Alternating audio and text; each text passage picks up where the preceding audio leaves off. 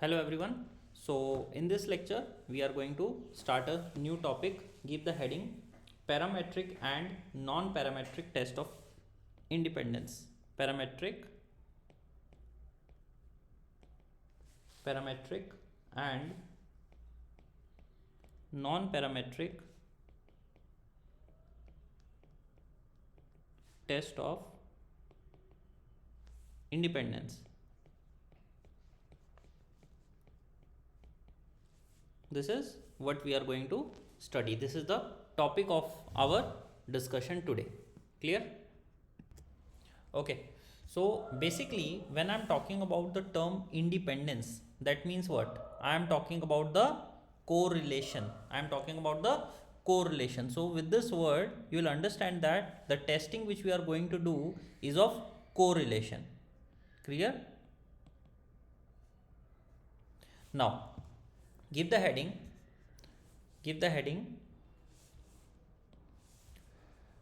understanding correlation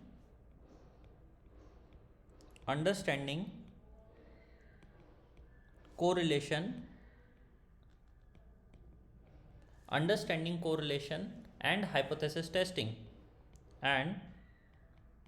hypothesis testing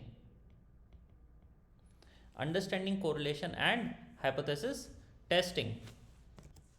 Okay, so if I'll tell you the correlation, what is this correlation is, if I want you to understand before going in depth of this particular topic, the correlation term, very important. Write down: correlation measures the strength, correlation measures the strength, correlations measures the strength and direction of the linear relationship and direction of the linear relationship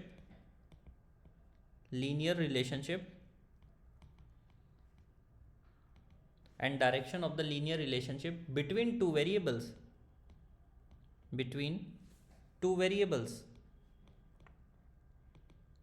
means how two variables are connected. So it tells them the strength, how strongly they are connected, and in which direction they are connected. Means if x is increasing, y is increasing, or if x is increasing, y is decreasing. The strength of x and y and also the direction of x and y. Clear? So this arrows actually tells you about the direction. Clear? This is an opposite direction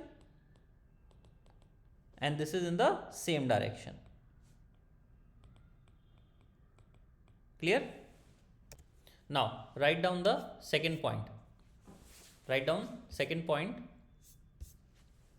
We often want to test, this is point number 1. Okay, write down point number 2. We often want to test whether the population correlation whether the population correlation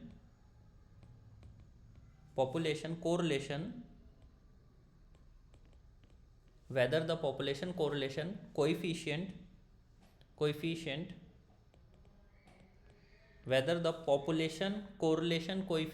is 0.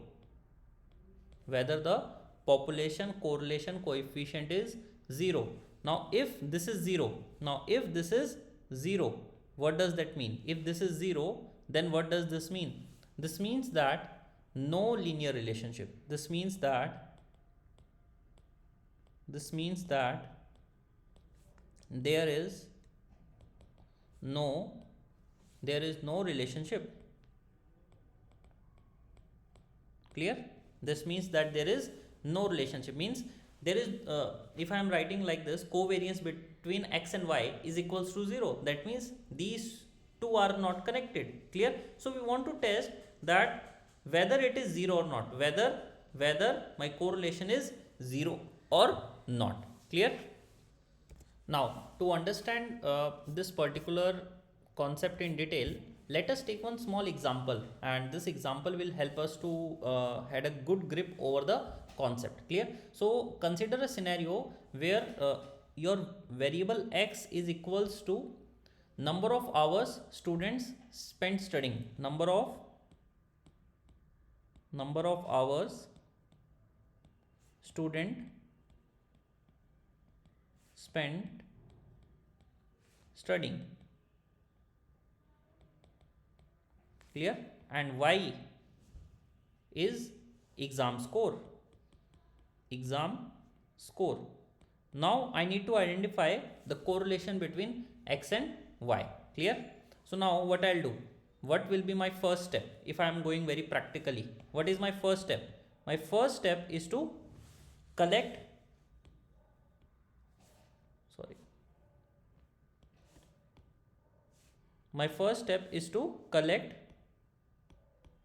sample data, that I am going to collect the sample data. Clear? Suppose we have collected the sample of 30 students. Suppose we have collected the sample of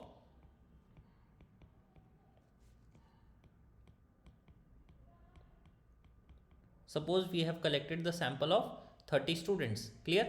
Now we are calculating the correlation. So it's like this, x and y. Someone studied 4 hours, he got 80. Okay, these marks are out of 100. Someone studied 3 hours, he got 70. Someone studied 2 hours, he got suppose 90. Might be he is very brilliant student. Clear? Someone studied 5 hours, but still he got 60. Might be very weak student. Clear? So like this, we have collected all the data. Clear? Now my correlation coefficient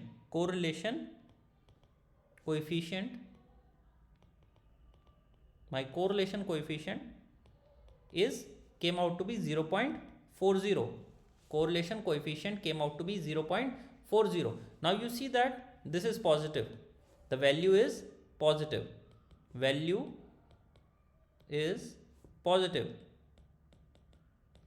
Clear? So if my value is positive, if I am saying that my value is positive, this means what? Positive correlation. And this means that, write down what is the meaning of this. As study hours increase,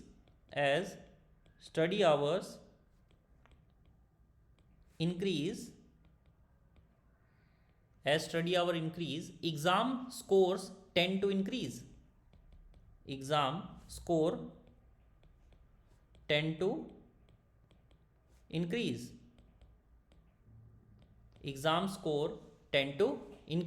Clear? This is what we know very well till this point. Clear? But now, can I say this with confidence that this particular correlation holds true for all the students? Can I say this with confidence? Why? Because suppose there are 1000 students. In school, but I have taken the data of only 30 students sample. Clear? Are they really the representative of the school or not? Means with this 30, can you say that these 30 are equivalent to the 1000 students? Can you say this with confidence? This is something which is very difficult. Now for this we are going to do the hypothesis testing. Clear? Now for this we are going to do the hypothesis testing. Write down important note.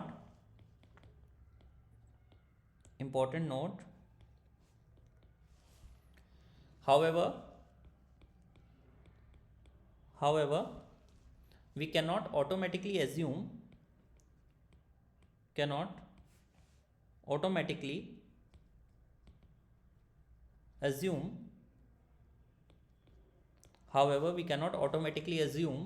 that this correlation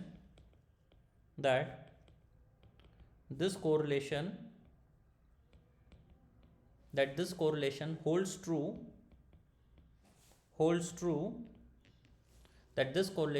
true for all students, bracket entire population.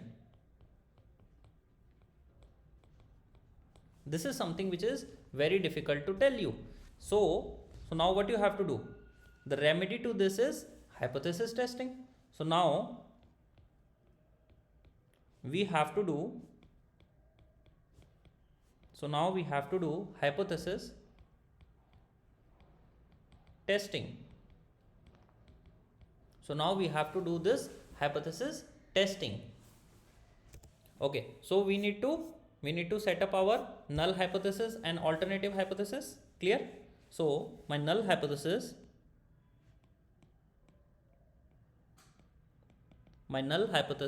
that is my H0, which I have to define, and my alternative hypothesis,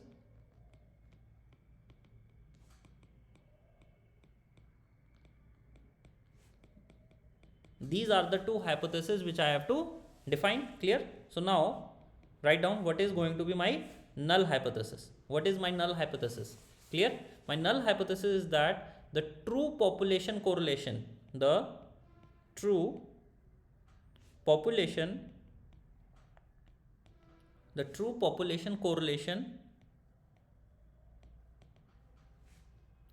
is equals to 0, or you can write like this: true population correlation is equals to 0. And alternative hypothesis says that no, this is not equals to 0.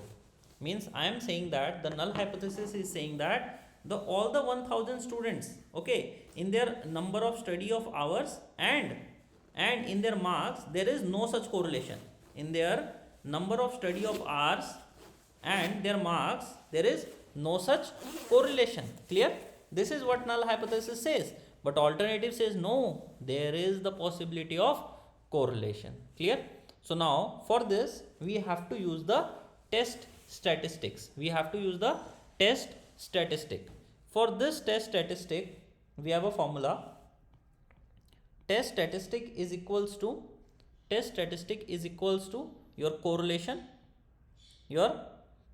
that is sample correlation. Okay, then root over n minus 2 divided by root over 1 minus r square. Clear? This is r. Okay, this is n minus 2 and this is 1 minus r square. So what is n? N is my sample size.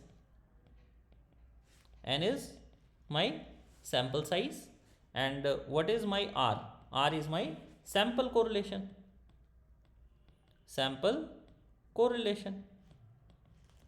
Clear? Now over here, very important point you need to keep in mind, means I am also ensuring you that these small things you will not miss in the exam, because they can ask you the tricky question based on this exam. So over here, while using this formula, there is a condition. What is this condition? That population is normally distributed.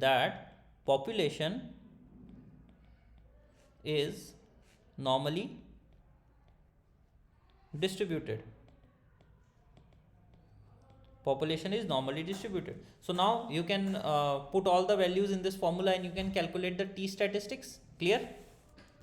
Hopefully. Now after you calculate the t statistics by putting all the values, that is the r and n, in this particular formula, you have to do the decision rule. Because what will happen once you have the t statistic, you will compare it with the critical value from the t table. Clear? Suppose you have chosen the significance level of 5% and then you are going to make the decision. So you have t statistic. I am not doing the calculation now, I am just sharing one process, okay, that how you are going to do it ahead. Test statistics, t statistic. Clear? And you will be having the critical value, which you will take out from the t table. Suppose your significance level is 5%. So now you can compare both of them. Clear? This is the decision rule. This is your decision rule. Clear? Now based on the decision rule, you have to take the decision. Means once you have the values in both t statistic column and the critical value column, you can take the decision. Are you clear? Now write down, very important, how you are going to make the decision. If the calculated t, if the t statistic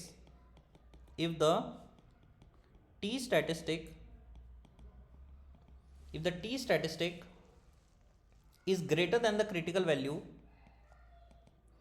is greater than the critical value, we reject the null hypothesis. We are going to reject the null hypothesis. Reject null hypothesis. We reject the null hypothesis. Clear? And when we are rejecting the null hypothesis, what signal we are giving to everyone around? That population correlation is not zero. Population correlation is not zero. Population correlation is not zero. Clear? So if I want to do any conclusion, if I want to put any conclusion after this, clear? So what conclusion is there? That there is a significant correlation in the population, that there is a significant correlation in the population,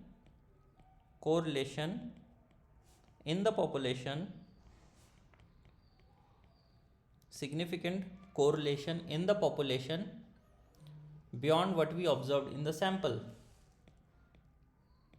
beyond what we observed in the sample, beyond what we observed in the sample. Now, one more very important point over here, you have seen that I have used n minus 2. Now, over here, this n minus 2 will tell you that we have n minus 2 degree of freedom. Write down. This test statistic follows, this test statistic follows T distribution, with n minus 2 degree of freedom, because over here we are using two variables x and y. Clear? And it is very important that these x and y are normally distributed. Very important that these x and y are normally distributed. That this x and y are normally distributed. Clear? Now, if you look at this particular formula very carefully, you will understand that if your correlation will increase and if your sample size will increase, that means what? Your test statistic will also increase. Clear? And if test statistic will increase, if your test statistic will increase, that means what? There is a higher chances of rejecting the null hypothesis. Clear? So write down, very important point, when sample correlation, when correlation and n, that is your sample size, will increase, when your correlation and sample size will increase, the test statistic increase, the test statistic increase, clear? And hence higher chances of the null hypothesis rejection, higher chances of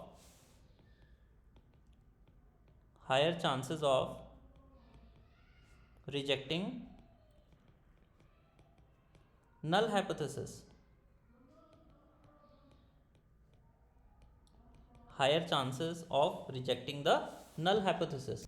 Now, very important point which I have discussed before as well while teaching you the concept of correlation, that correlation only measures the linear relationship, but if there is a non-linear relationship, that is actually not going to be measured by the correlation. Clear? So for that you have to use different methods. Clear? So I am keeping this lecture till here and will continue ahead in the next lecture. Okay, thank you.